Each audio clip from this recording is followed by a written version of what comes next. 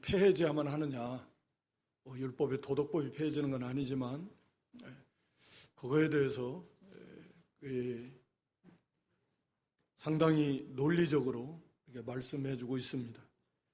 왜 레위계통의 제사장이 아닌 그런 멜기세덱의 반차를 쫓는 제사장이 있어야만 되는가? 그리고 이제 계속해서 앞에서 나온 거지만 그 멜기세덱의 반차를 쫓은 제사장, 물론 예수 그리스도십니다. 레위계통의 아론 자손의 제사장과의 비교해서 얼마나 더 우월하고 완전하시고 영원한 제사장이신가 하는 것을 이제 말씀하고 있습니다. 여기 11절 말씀에 레위계통의 제사직분으로 말미암아 온전함을 얻을 수 있었으면 백성이 가르쳐 율법을 받았으니 어찌하여 아론의 반차를 쫓지 않고 멜기세덱의 반차를 쫓는 별다른 한 제사장을 세울 필요가 있느냐. 그러니까 11절에 이 레위계통의 제사직분으로 말미암아 온전함을 얻을 수 있었다면 이 멜기세덱의 반차를 쫓는 제사장이 필요 없다라는 거죠. 그러니까 이 레위계통의 구약의 우리가 잘 아는 거지만 그 레위계통의 그 제사 직분, 그 제사 제도로는 온전함을 얻을 수 없다. 근데 유대인들은 이걸 몰라가지고 그렇게 지금까지도 벗어나지를 못하고 있는 건데, 그러니까 온전함, 우리가 이 레위인들의 구약의 이 제사, 그 제사장들이 행하는 제사로 말미암아서 우리가 죄의 문제가 해결될 수 있는가? 아니라는 거죠. 온전하게 우리가 죄사함 받을 수 없습니다.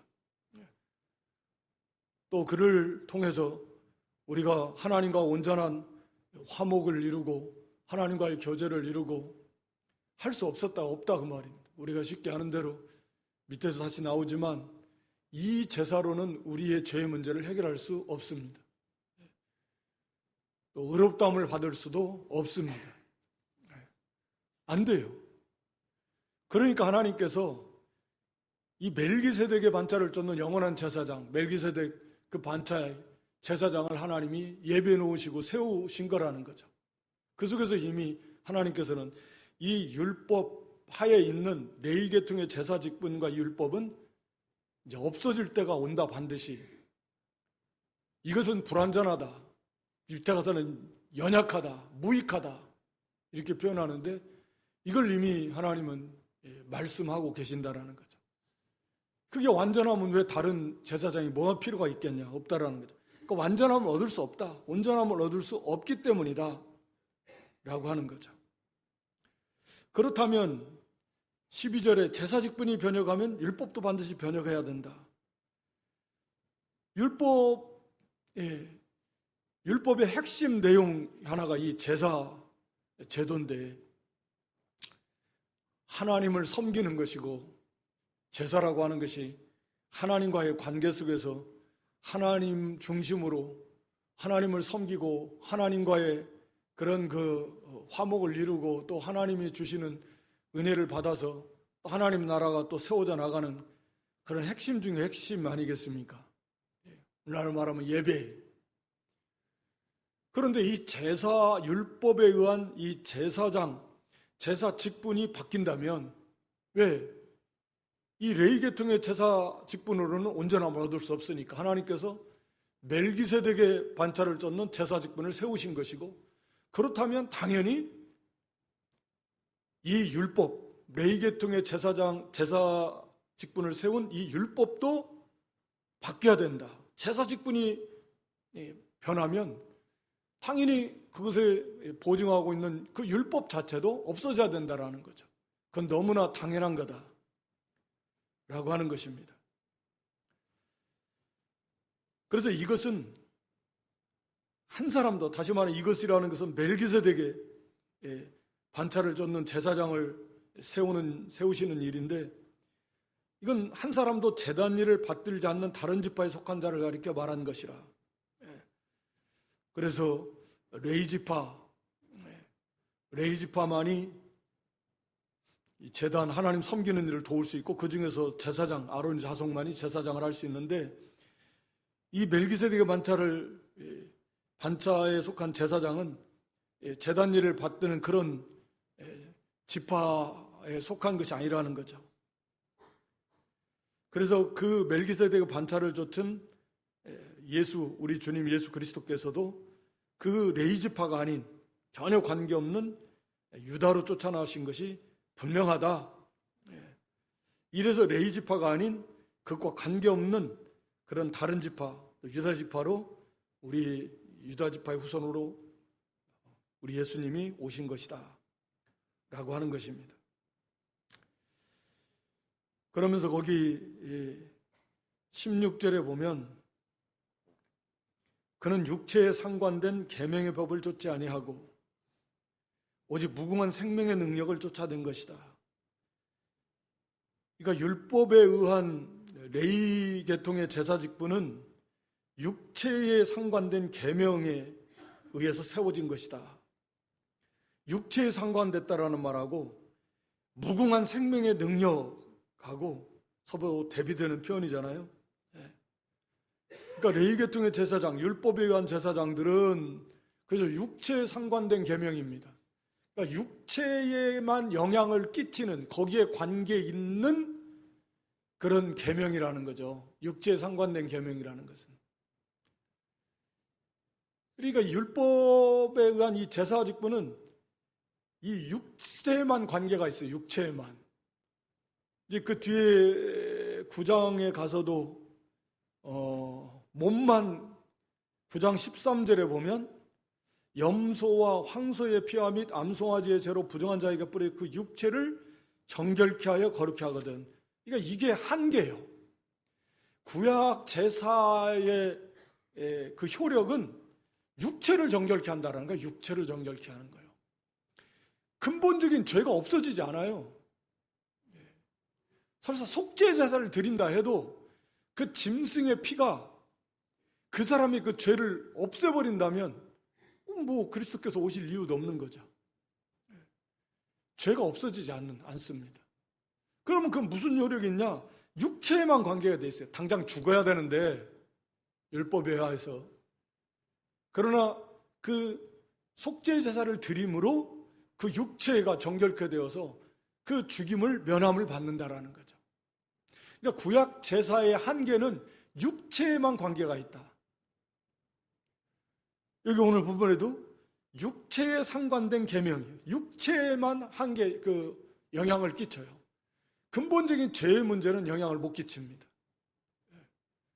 완 없어져요. 결국은 오실 메시아를 바라보면서 구원받는 거지.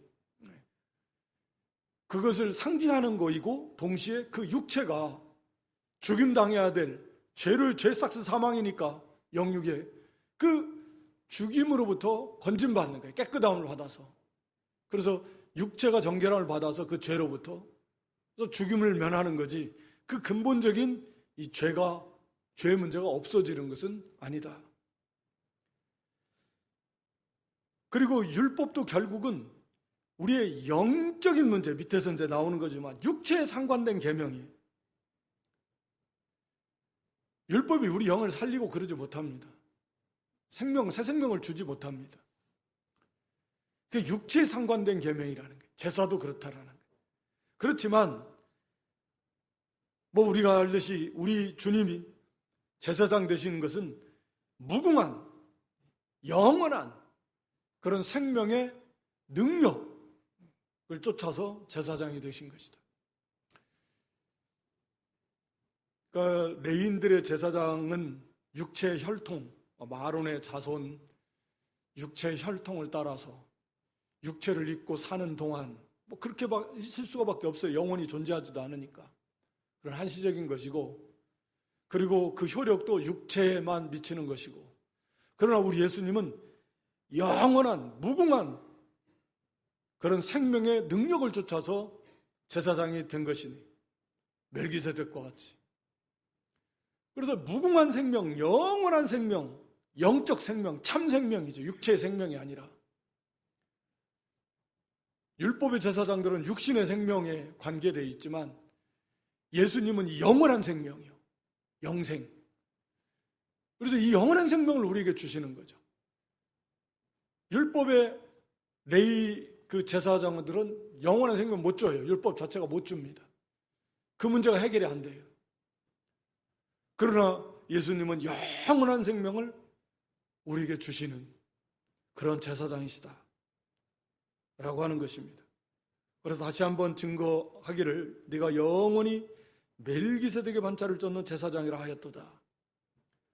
그래서 영원한 그런 제사장, 무궁한 생명의 능력을 쫓아서 우리의 제사장이 되신 것이다. 그래서 거기 18절 율법은 전의 계명, 율법이죠. 이건 연약해서 무익하다. 그러므로 없애야 된다. 연약하고 무익합니다. 연약한 것은 하나님의 말씀, 율법 자체는 흠이 없고 또 뭐 그런 의미에서는 완전한 말씀이라고 할 수 있지만 그 말씀이 말씀드린 대로 우리 죽은 영혼을 살리지를 못해요. 또 우리의 죄의 문제를 해결하지를 못해요.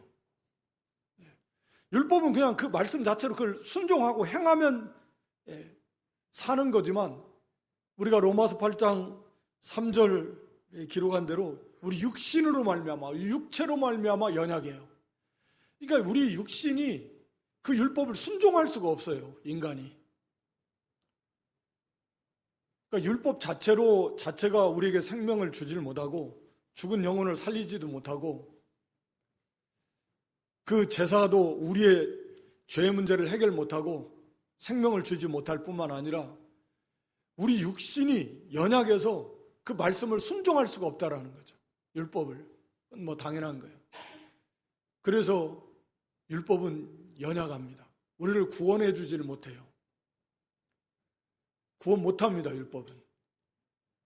복음은 하죠. 복음은 능력이요. 우리를 구원해 줘요. 영원히 완전히. 율법은 못합니다. 우리 구원 못해요. 율법 자체를 우리가 지킬 수 없고 율법의 성격상 범죄한, 타락한, 죽은 그 영혼들을 살릴 수 없다. 그래서 이 율법은 그런 의미에서 연약하고 우리에게 구원을 주지 못한다는 의미에서 무익하다 라고 하는 거죠. 우리가 아는 대로 율법을 주신 목적은 뭐 자기의 자기 죄인됨을 깨달아서 그래서 그리스도, 우리가 구원받기 위해서는 그리스도밖에 없다. 그걸 그리스도께 인도하는 역할을 하는 거예요. 율법을 통해서 자기가 그걸 지킬 수 없는 인생이라는 걸 아는 거죠. 그리고 이제 하나님의 뜻이고 성품이고 구원받은 성도들이 행해야 될 그런 하나님의 법이기도 하고, 그렇지만 이 율법은 그런 의미에서 우리를 구원해 줄 수 없다. 그래서 연약하고 무익하다. 없애고, 그래서 율법은 아무것도 온전하게 못합니다. 그 제사나 제사장이나 제물이나 죄 문제를 해결 못한다는 거죠. 그래서 이에 더 좋은 소망, 이거 다 없애고 새 언약, 예수 그리스도, 더 좋은 소망, 영원한 소망, 영광의 소망, 우리에게 의의를 주시고 죄의 문제를 해결해 주시고,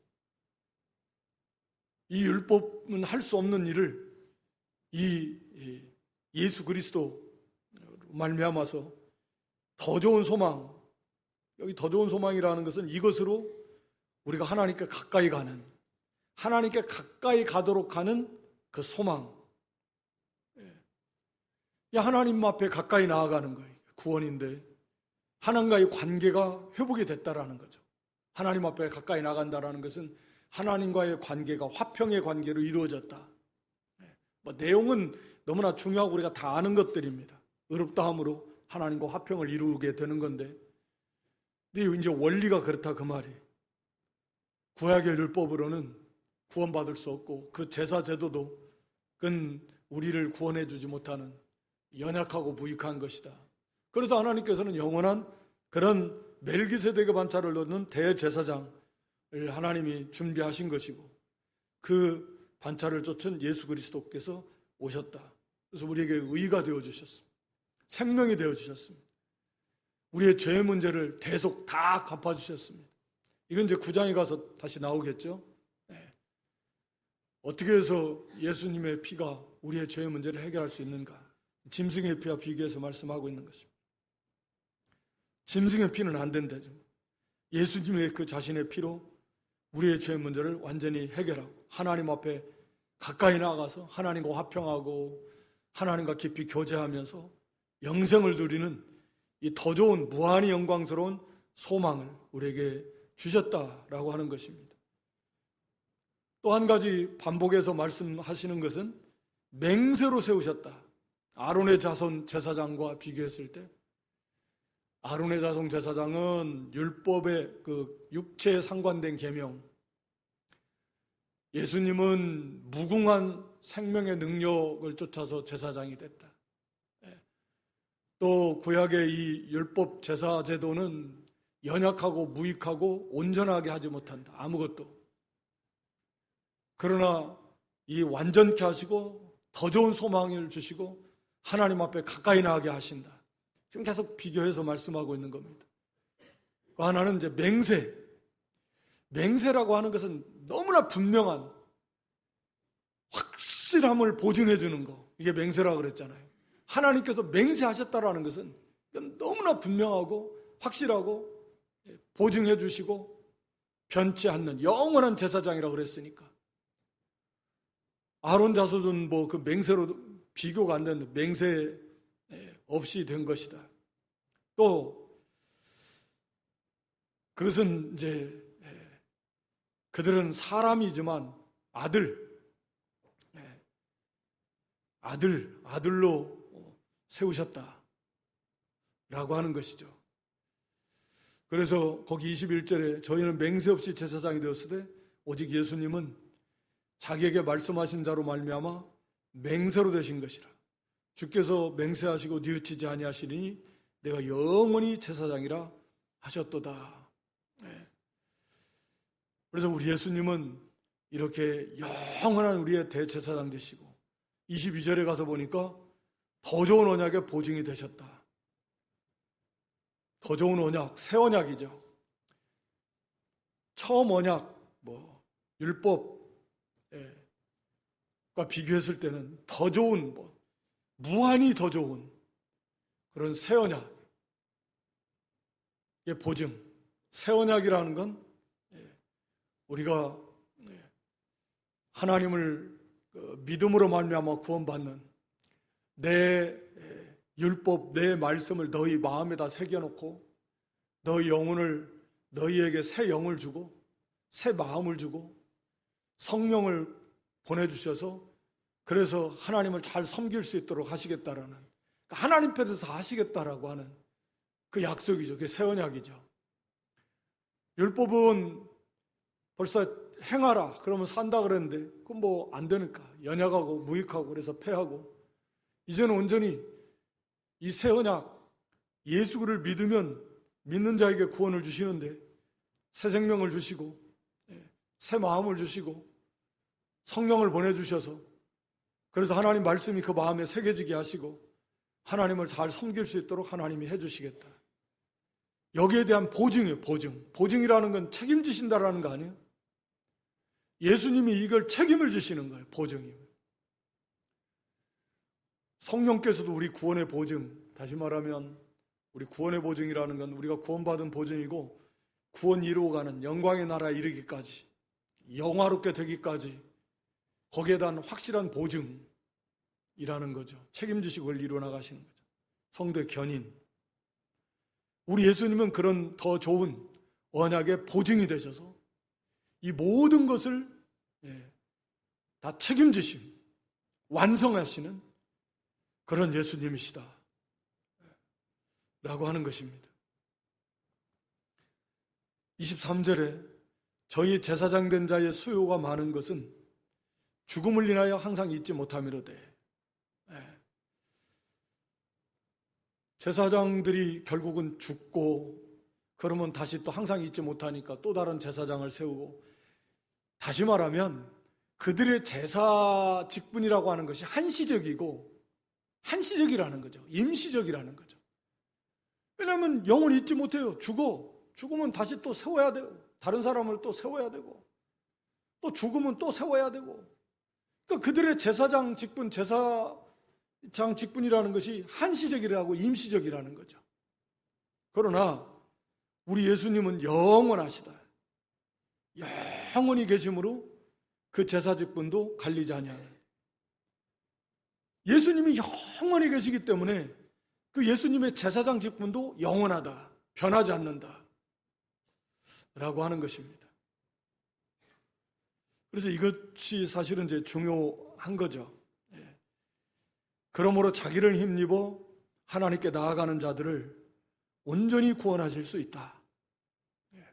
이는 그가 항상 살아서 저희를 위하여 간구하심이니라. 그러니까 이 말씀은 제사장의 직분이, 제사장이 하나님과 백성 사이에서 중보자 역할을 하는데, 제사장이 죽어서 없어요. 존재하지 않아요.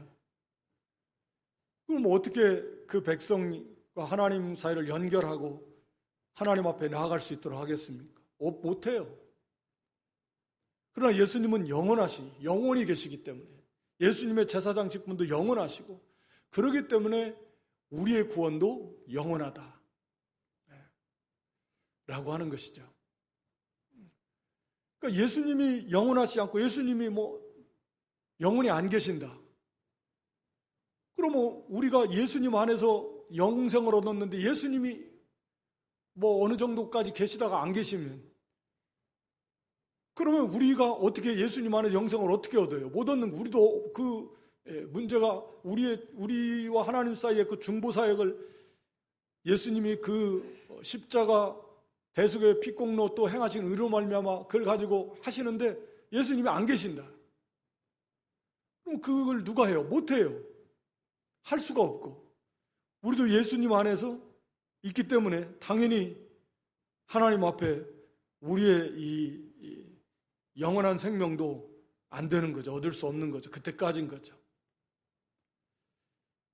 그러니까 예수님이 영원토록 계셔서 우리를 위하여, 저희를 위하여 간구하신다라는 의미는 1차적으로는 우리의 그 중보자, 대제사장으로서 우리의 중보자 역할을 계속 하고 계신다라는 거죠. 그러니까 그리스도께서 우리의 죄의 문제, 우리를 위해서 대속해 주시고, 또 대행 의를 다 대해 주시고, 대행해 주시고,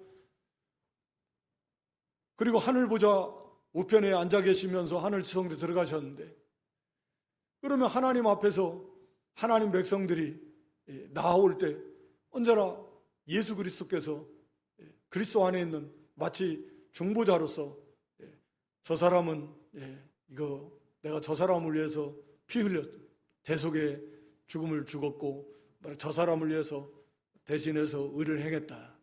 말하자면, 예를 들자면 그렇게 중보 사역을 하신다라는 거죠. 예수 믿고 들어오는 사람도 다 마찬가지. 영원토록, 그러니까 영원한 대제사장으로서 하나님과 우리 사이에 영원한 중보자라는 거죠. 예수님은. 그러니까 우리는 예수님 안에서만 영원히 하나님 앞에 나아갈 수 있는 거죠. 그러니까 영원한 대제사장이었어. 영원히 우리의 중보사. 우리가 예수님 없이 우리가 구원받았어. 이제 하나님 자녀가 됐어. 그러니까 예수님 없이도 그 자체가 말이 안 돼요. 존재할 수가 없어요. 형성이 안 됩니다. 영원한 대제사장이 완전한 제사를 드리시고, 뿐만 아니라 예수님이 영원토록 그 대제사장으로서 우리를 위해서 이렇게 구원하신 것을 중보하신, 그걸 가지고 중보하시는 거죠. 그리고 이 땅에 살아가는 동안에도 우리가 수도 없이 많이 죄를 짓는데 그 안에서도, 그리스도 안에서 우리가 모든 짓는 죄도 그 그리스도의 중보사역 안에서 용서를 받는 거예요. 그리스도의 중보사역 안에서 우리의 죄를 고백하고 그리스도의 중보사역의 효력 안에서 용서받고, 그 죄값은 사망이니까 그냥 우리가 잘못했습니다 한다고 용서되는 게 아니잖아요. 그리스도의 그 중보사역, 그러니까 십자가에 피 흘려주신 그 사역의 효력 안에서 우리가 우리의 죄가 용서받는 거지, 영원토록. 그러니까 영원한 제사장이다. 영원한 중보사역을 하고 계신다, 우리 예수님께서.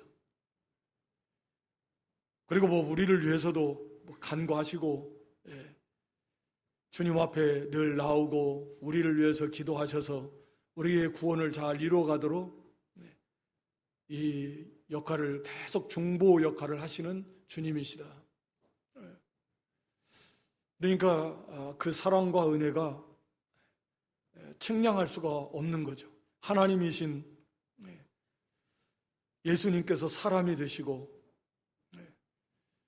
육신으로는 죽으셨지만 영으로는 영원한 신성으로서 영원한 생명을 가지신 주님께서 대속제물 되어주시고, 그리고 부활하시고 승천하신 다음에도 하늘 보좌 우편에서 영원토록 우리의 중보사역을 담당하시는 대제사장이시다.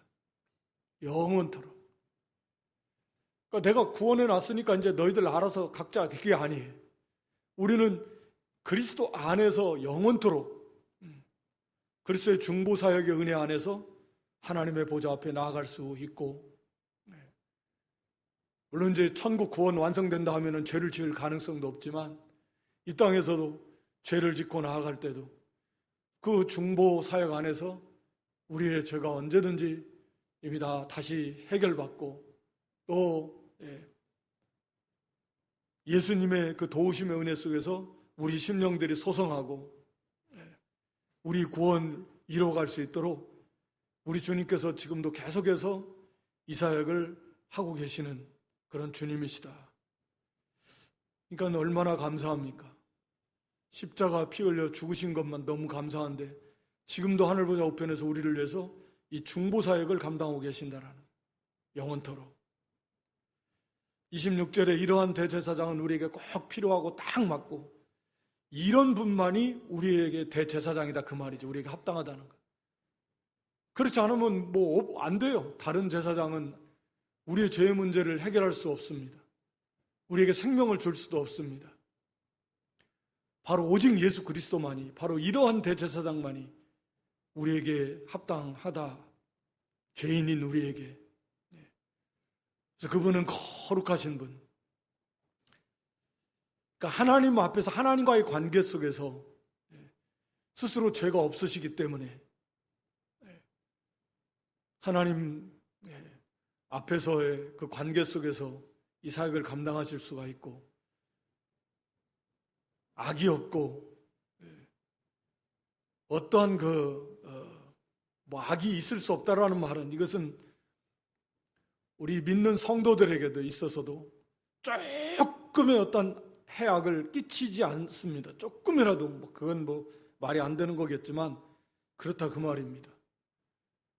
우리 모든 그 백성들에게, 믿는 자에게, 너도에게 악을 끼치지 않는, 어떠한 상처도 두지 않는, 조금이라도 나쁜 영향을 끼칠 수 없는 그런 완전하신 분. 인간 제사장은 그렇지 않습니다, 사실은. 스스로 죄인이고 상처를 주고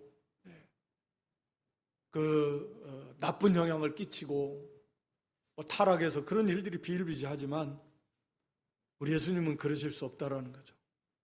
성결하시고 깨끗하시고 죄인에게서 떠나 계시고 죄와 상관없으신 분이시고, 인간 제사장은 그렇지 않지만 하늘보다 높이 되셔서 즉 하나님과 거의 동등한 그런 자리에 계시면서 하나님과 친밀하신 가운데서, 그래서 우리의 이 구속사역을 완성하시고 끝까지 영원히 우리의 중보자가 되어주셔서 우리를 구원의 길로 인도하시는 영원한 대제사장이시다라고 하는 거죠. 저 대제사장들이 먼저 자기 죄를 위하고 다음에 백성의 죄를 위해서 날마다 제사 드린 것과 잘 필요 없죠. 단번에 자기를 들여서 완성하셨고, 율법은 약점을 가진 사람들을 제사장으로 세웠지만 율법에 하신 맹세의 말씀은 영원히 온전케 되신 아들, 영원히 온전케 되신 아들을 세우셨다라고 이렇게 말씀합니다. 그러니까 온전케 됐다라는 말은 앞에서도 한번 나왔지만 메시아로서의 완전한 그 자격을 갖추시고 또 메시아로서의 사역을 완전히 다 감당하셨다. 그러려고 사람이 되시고 고난 겪으시고 체휼하시고 그 속에서 의를 믿음을 끝까지 지키시고 끝까지 참으시고 그리고 대속죄물 되시기까지 그래서 완전히 죽기까지 그래서 온전케 되신 그분은 바로 하나님의 아들이시다. 율법은 약점을 가진 사람이 제사장이었지만 그것도 약점이 있는 죄인인 그러나 이분은 하나님의 아들이시고 완전하신 앞에서 나온 대로 거룩하시고 악이 없으시고 더러움이 없으시고 또 죄인에게서 떠나 죄와 상관이 없으신 하늘보다 높이 되신 바로 그분이 바로 영원한 우리의 대제사장 되시는 예수 그리스도시다.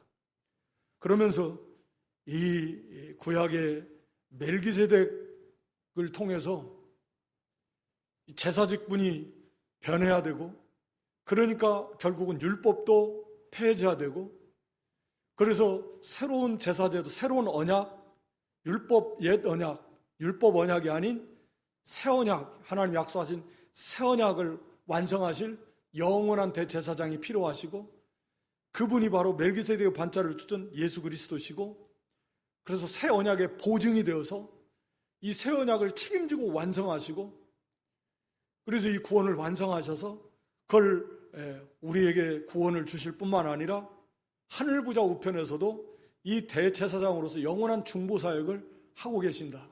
우리를 위해서 기도하시고 우리의 모든 죄의 문제를 가지고도 주님께서 그 대제사장으로서 영원한 완전한 그 사역을 가지고서 하나님 앞에서 중보자로서 그 사역을 감당하십니다.